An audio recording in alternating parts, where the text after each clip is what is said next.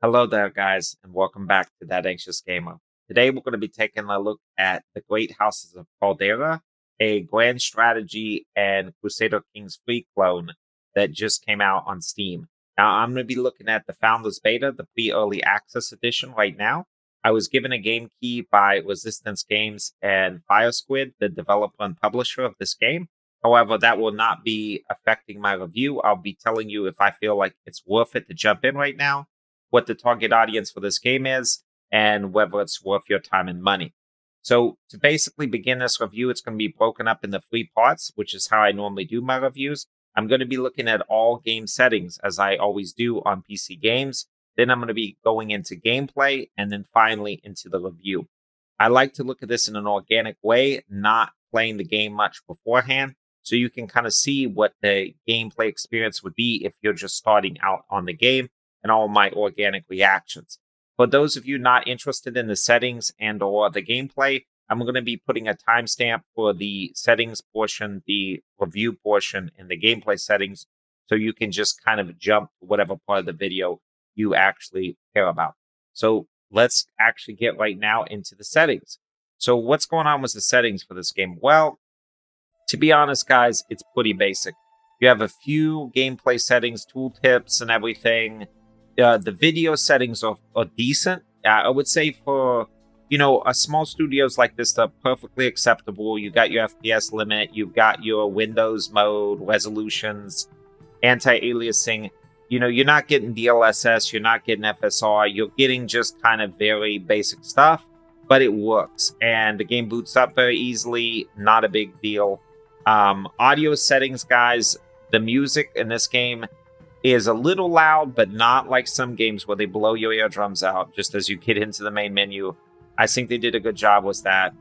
Input settings, this is the only thing I think is a little bit sparse, guys. The input settings are really low for a PC game. I mean, you can see that there are ways to bind keys, but I mean, guys, it's like a one-page menu in a PC game. So I would say it's a little bit low in that portion. Another thing, this game feels pretty polished when you enter the game, but of course you get this tag of Founders Beta pre-early access. This game may be different in the full release, and I plan to cover it when it gets to the full release, but just be aware it's in whatever pre-early access is. I do think that term is very scapegoaty. I really have liked this developer and publisher. They've been very nice to me. They've been very prompt in responding.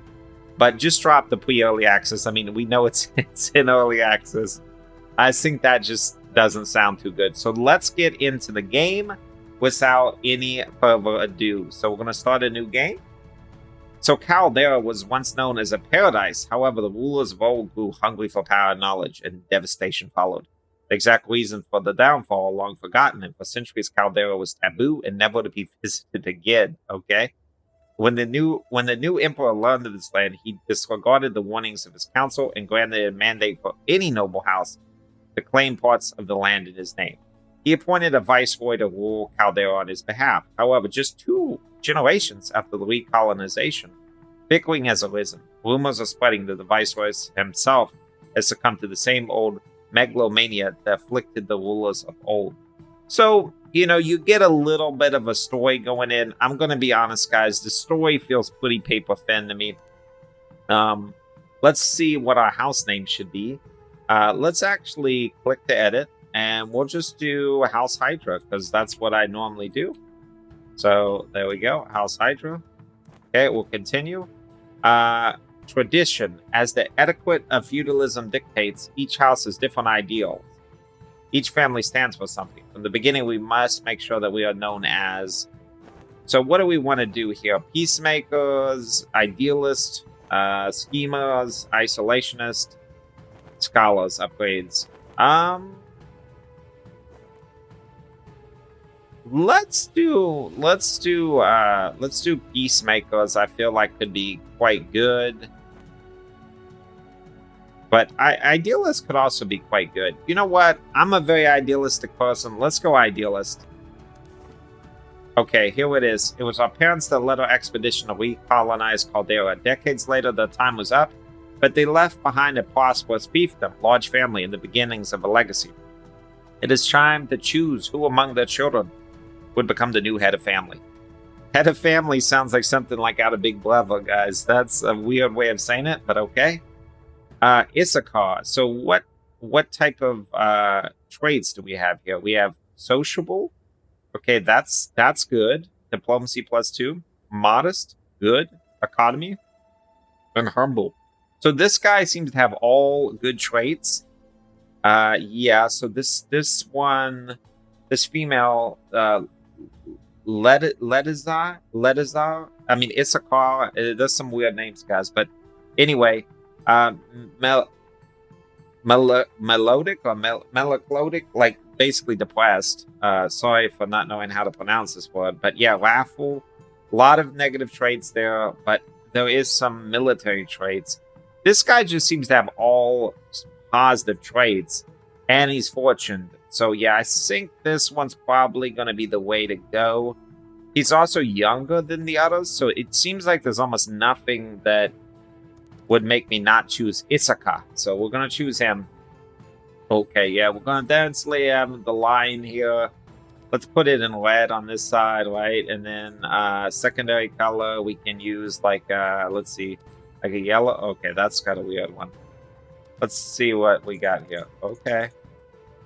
Looks kind of cool. Let's do that. Okay, House of Origins. We can do flatlands, hillside, mountain range, or the steppe.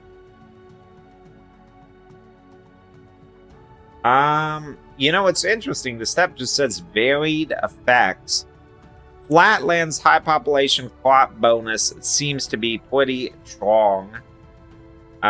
We can choose our starting location. I would say we probably want to be near our coast. I think this could be really ideal up here, or this could be really ideal. Anywhere that is very coastal. I kind of like this because I think this would be good. We could kind of expand down here, but I think here could also be very, very strong. Let's start here. I have, yeah, okay. Luna Sarah.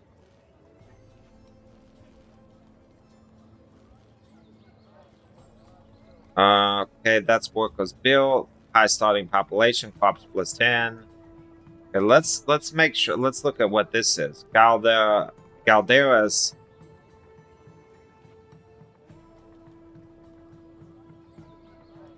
This has crops and horses. I think this actually is better, Calderas. So let's confirm.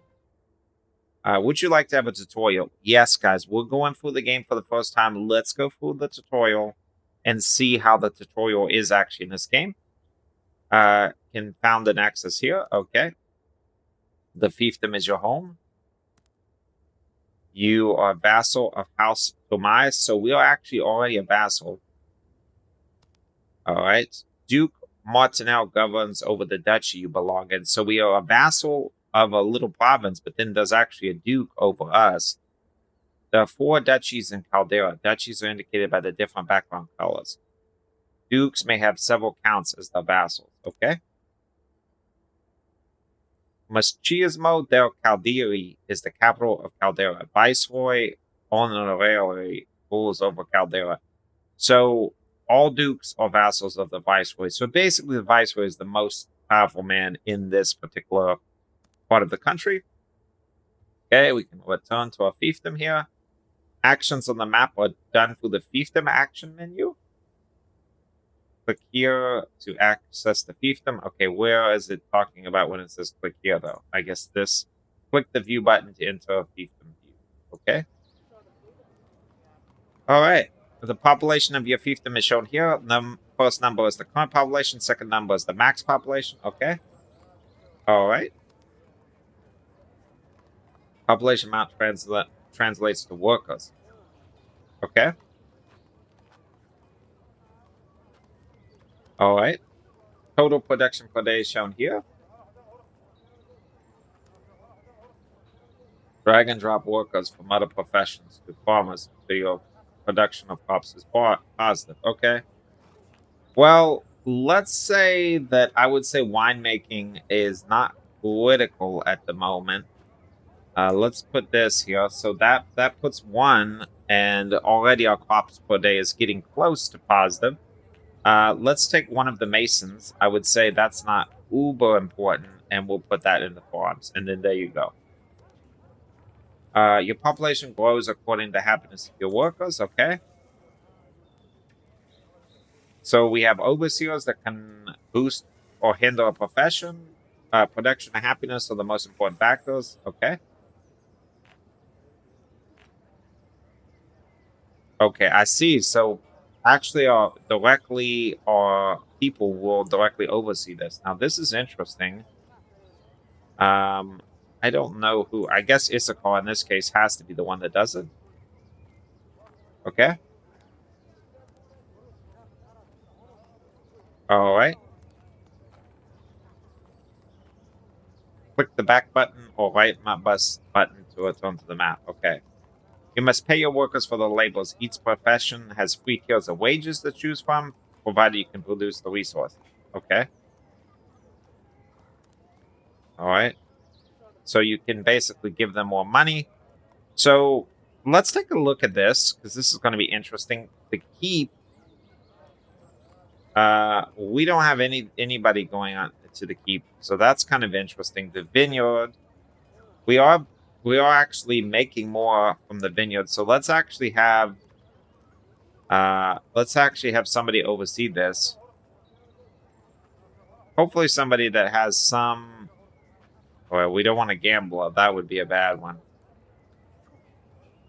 Let's have him overdo the vineyard. Okay, that actually hurts the vineyard, right? Oh no, it does. It helps. It helps. It definitely helps. Let's see. Wage per worker. Actually, yeah. So there is some different effects depending on who you put here. Okay, so I see some actually hurt and some help.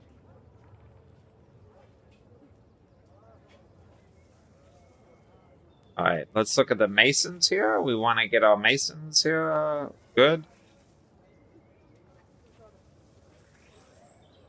Okay, I think.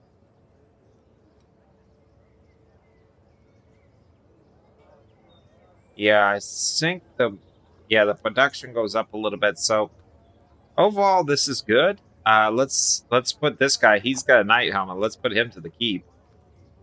All right. So we're doing pretty good here. I think we've got. Hopefully, we may need more workers at a certain point. I'm not 100% sure about that. Definitely, the game has a lot of complexity. Okay, let's back here.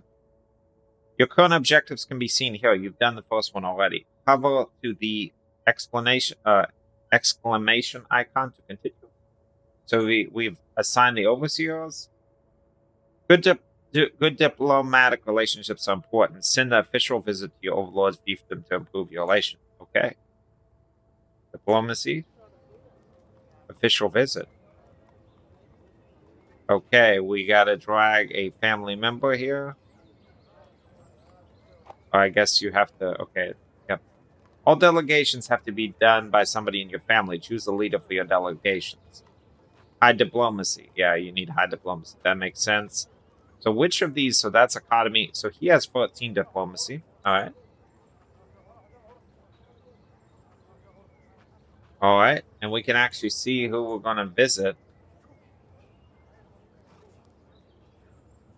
Okay. And we have house relations. We have public relations. Seems like right now, guys, the gameplay is pretty deep. I mean, there's a lot of options here.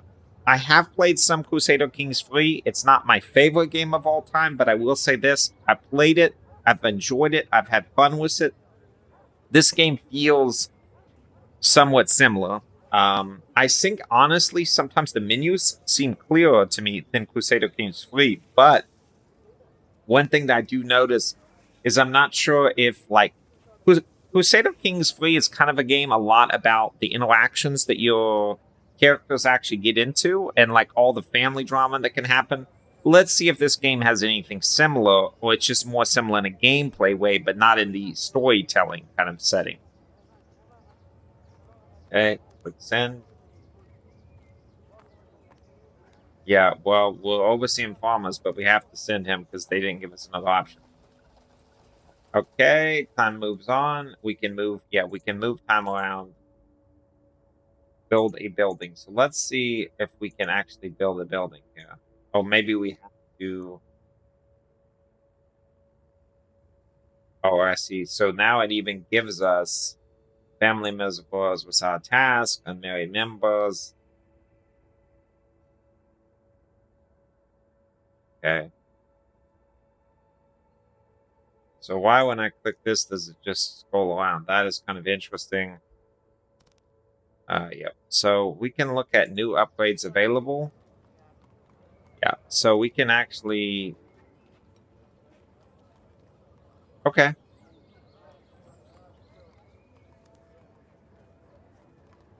All right. Kind of cool. So we can make different things. Looks like probably the biggest thing is the sandstone on the keep. Looks like we could make this. Let's build. There we go. Um, yeah, hopefully they're actually making something because I'm not sure that they are because we don't have any workers in the keep. But we'll see. We'll see. Let's speed up time a little bit here. Oh, okay, so we can actually see our character move around. I like that. I like that a lot. All right, let's see. So most interactions between other families are presented with events. So this is very similar to Crusader Kings 3. All right, happen to the person on the left.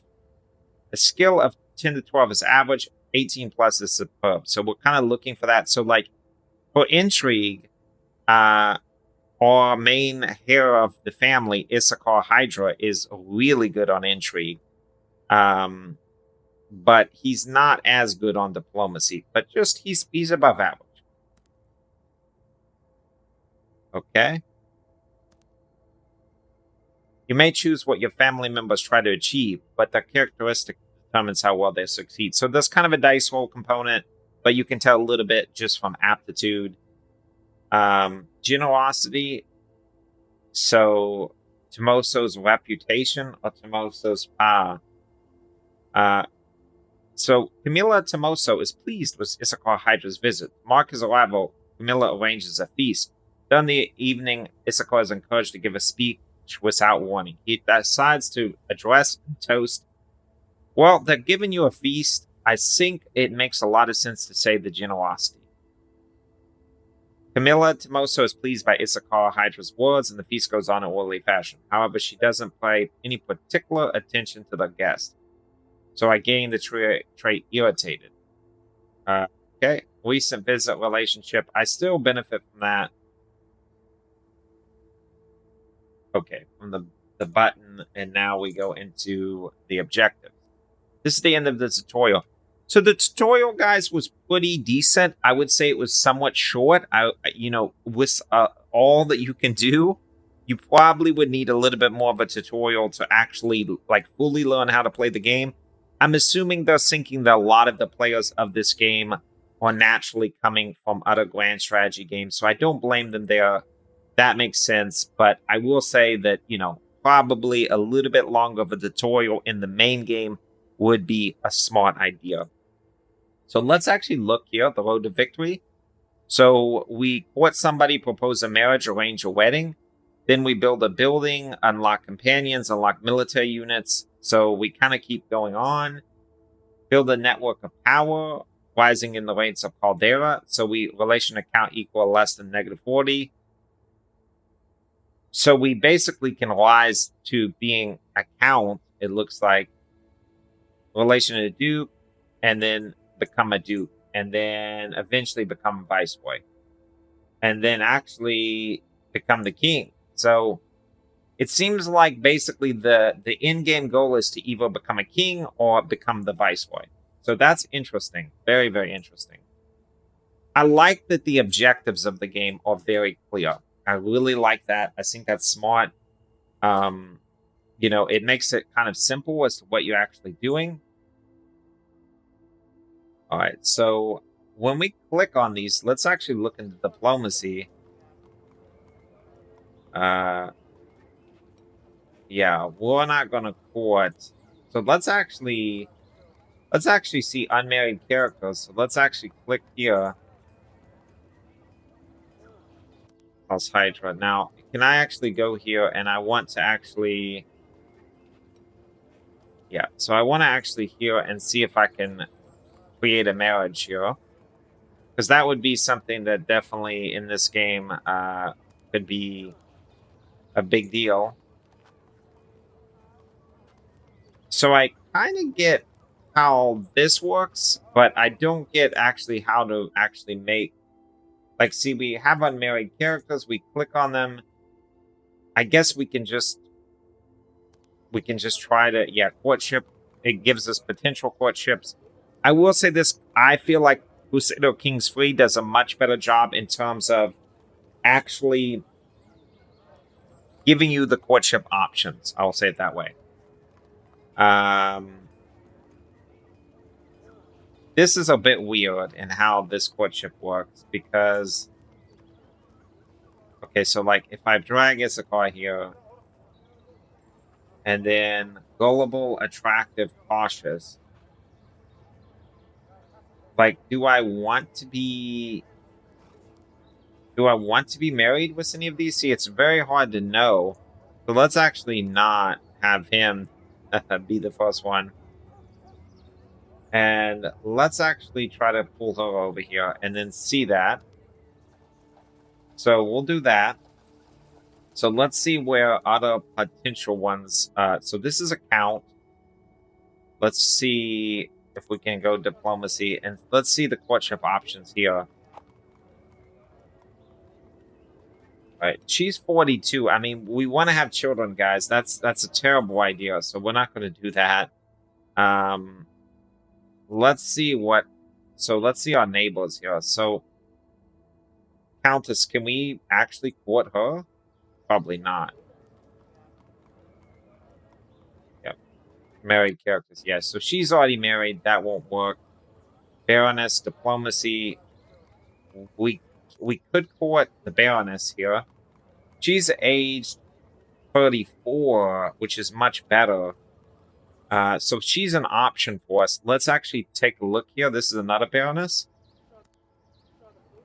34. So all of these are like kind of old, guys. For medieval, I mean, you would generally be having kids by this point. That's why I'm a little bit nervous, but it looks like there's not many people here near us that are not married. Yes, let's take a look. I'm just taking a look. Okay, I can't even see who this is. So the honestly, the characters could need a little work. Let's just for the sake of this tutorial, let's do this and let's court this Baroness. I feel like this would be strong. Oh, actually, we can only do certain people. Okay, well okay. Let's send this guy. Okay. Um okay, this is just weird how the interface is. So I guess it will show you ones that you could technically court. Yeah. So let's see the Countess here. Okay, she's 44. Humble, renowned hunter. I think this seems much better, on the whole. But it doesn't seem like we can push him, which is weird. That's very strange. Okay, but we can't actually select him. Is he doing something else? Is that what's happening? Let's see here. Let's just speed things up here. Maybe he's doing something and then therefore we can't actually. Okay, now we have an increase of taxation event. Uh that's try to negotiate. Yes, we would like to negotiate. Okay. Ooh, interesting. Topic of negotiation, special rules.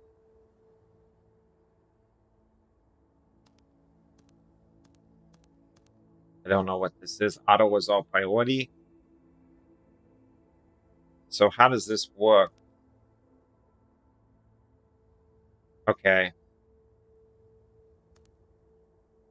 Oh, interesting. This is interesting how, yeah, we can even bring like companions that can affect things. Okay. Let's look at our companions here.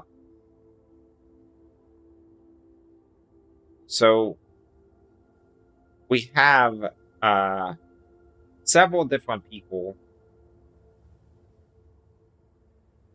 Let's bring the confident, let's bring the physician, and let's bring these three right here.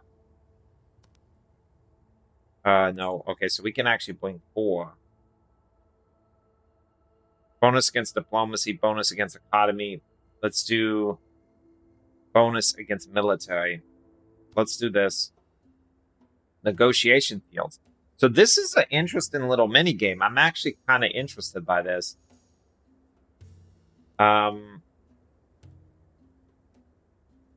so how do we toggle auto resolve? Okay, starting nodes. Okay, we drag our people onto the starting fields here. All right, this is cool, guys. This little like sub game here is kind of cool. Um, yeah, so we do that. Okay.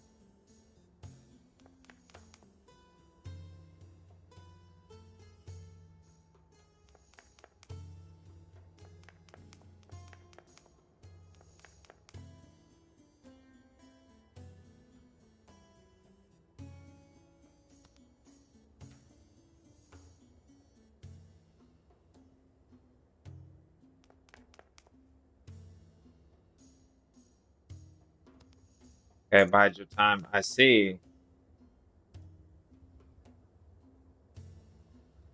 Oh, this is definitely interesting.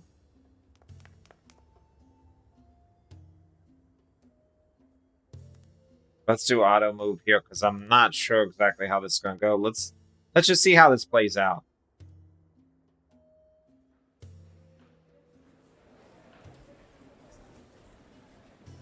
So there's like a little mini game here. Like,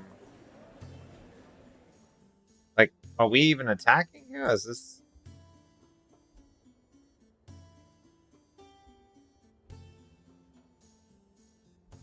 like, are we attacking? See, I'm not sure if this is we're even doing anything because we pushed this bot all the time.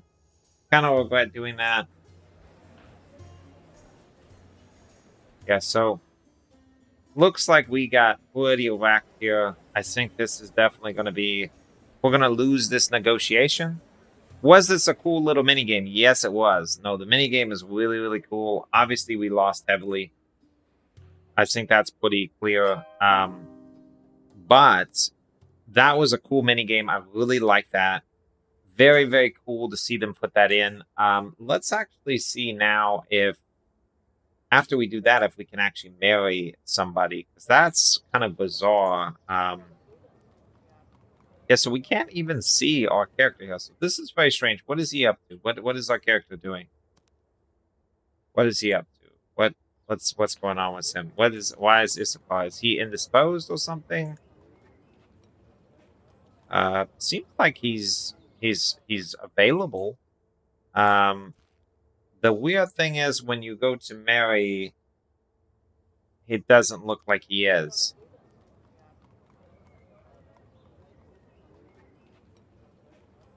Oh, that's court member. Okay, yeah, courtship. We don't want that. Yeah, okay, there we go. I think I was clicking the wrong button, guys. That was my fault. Yeah, let's drag him here. Okay, and let's just use her for demonstrative purposes. Oh my god. I mean, why would you? Yeah, she's got terrible, terrible, terrible traits. So we're definitely not going to do that.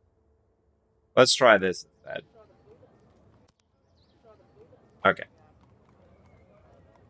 Let's use. Okay, she's age 60. Got game. Are you kidding me? Is this like a meme or something? What is going on here? Like literally, why are you trying to marry my like guy to like the oldest people possible?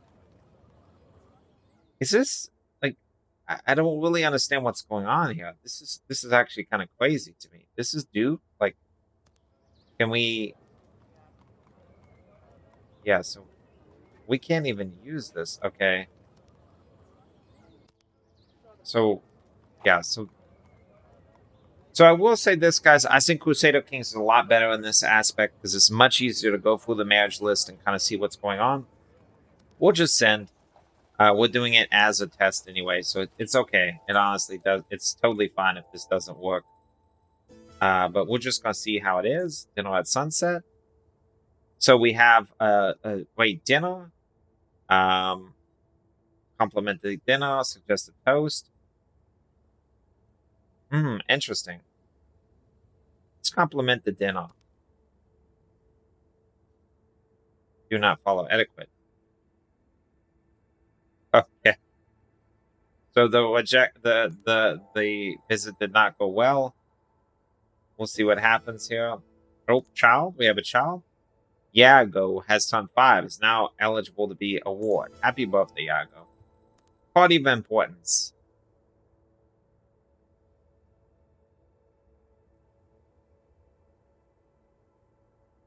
Stay at the party. Start tradition.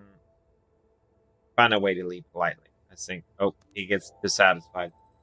So yeah, guys, I'm gonna pause right there. I'm gonna pause right there because I think I basically got a very good idea of this game. I don't want the gameplay section to go too long. So right here, we're gonna go into the review section. What do I think about the game? I think this is a fun game, guys. I think it's obvious that this takes a lot of elements from Crusader Kings 3. Whether you're going to like that or you're going to hate that depends on if you liked Crusader Kings 3. Honestly, I don't want to say it's just a pure clone. However, most of the gameplay feels very similar. I think that it's a little bit better in terms of actually getting you into the gameplay. Like Crusader Kings 3 has just so much going on at the beginning, and it can be very, very heady and like completely overwhelming. It's not very new player friendly, and it takes you a long time to learn. This game, I think, actually has a really good aspect in that way of actually getting you into the game quicker. I think the tutorial was to the point and got us in the game. What was not so good? Um, Mainly in the menus, especially like marrying characters. You could tell just when you're navigating the menus, there's definitely not that depth that Crusader Kings 3 has. As well as this game, you only seem to be able to pick one economic time period, where Crusader Kings 3, especially with the DLCs, you can basically choose when in history, and who and when in history you actually kind of occupy. So there's more of a role playing aspect in Crusader Kings 3, where here you're given more of a default experience and then you're playing from that. Do I think the game is worth it? You can get this right now. You can be part of the, I believe it's like called the pre early access, which is kind of ridiculous, guys. I do not like that statement. I think that statement is confusing. You can be part of the early access basically for 20 bucks. It looks like they're selling the game now for 20 bucks to get in at this level. There's also a bunch of different other support levels. If you really like the developers and you want to support them, I think you can pay up to like 70 bucks and you get multiple copies of the game. Is this game worth it for 20 bucks? I would say yes. There's nothing in the game that isn't finished, it looks like. I mean, you can play the game. The objectives for actually playing the game out and winning the game seem very clear. I like that a lot. I think that's very good because Crusader Kings 3, it's kind of more like a simulation, but in terms of an actual game, sometimes it's not very clear as to what you actually need to do. You know what I mean? It's kind of choose your own objective. I like this game having more like you become the viceroy or you claim independence and become the king, and it's very clear and definitive as to what you do. When it comes to the actual events in game, it feels extremely similar to Crusader Kings 3. They didn't deviate from the formula. If you like grand strategy, if you like micromanaging all the heirs of your empire and building out a family and gradually improving diplomatic relationships over the course of generations, you're going to like this game. That's really the question you need to ask yourself is for $20, do you like grand strategy? Do you like these games where you're actually having diplomacy and actually building up your family over generations? If you do, it's good. And to be honest, I mean, Crusader Kings Free, for the base price is higher, and also it has a bunch of DLC. If they keep this game DLC free and they just kind of keep it in its base experience, I think it's a good value proposition because the gameplay is very similar. Now, I want to be clear that I feel at this particular point in development in pre-early access, the depth is not there compared to Crusader Kings Free. It's very clear that it's much more shallow, it's much more narrow. So the focus, instead of wide and deep, is going to be narrow, kind of. It's actually maybe deeper but narrower instead of wide and shallow, as I think the better way of saying that. So yeah, guys, hope you enjoyed the gameplay. Hope you enjoyed the review. I would recommend this, but only if you're a grand strategy fan and also have gotten kind of bored and tired of Crusader Kings Free. If you're somebody that is new to this genre, this might be a good starting out place.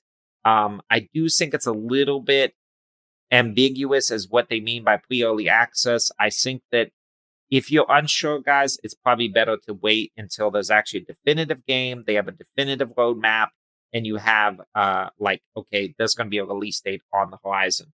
But it looks fairly finished, guys. I think the game is definitely worth playing right now. I enjoyed it. I plan to jump back into this game whenever they come out of pre-early access and go into either early access with a major update or the game is fully released. So yeah, tell me what you think in the comments, guys. Hope you really enjoyed this video. Definitely crush that like button. Hit that subscribe if you're not subscribed. It helps us a huge amount for a small creator like myself. And I'll see you guys in the next review. Thanks again, guys.